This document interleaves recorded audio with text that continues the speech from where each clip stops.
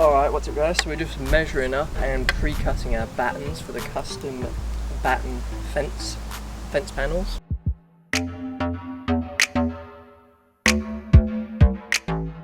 Lovely.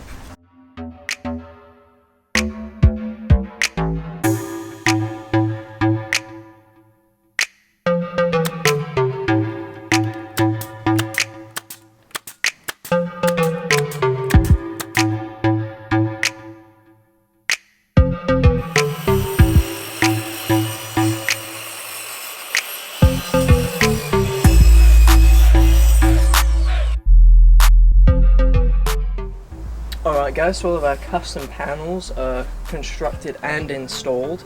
So now we're going to oil them to match the posts.